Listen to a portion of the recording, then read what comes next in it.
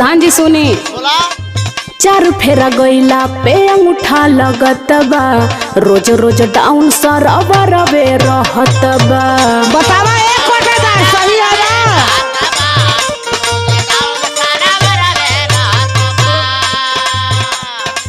अरे चोरवा कही काम ह, कही 8 बजे खुली 10 बजे।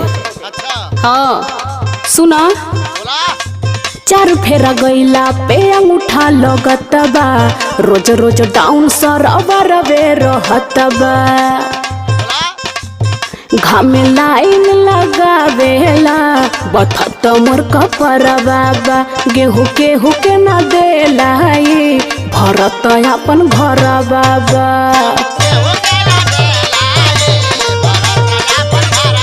रोज सर्वर डाउन रहेला कहो दीदी। हाँ रे सही कहत है।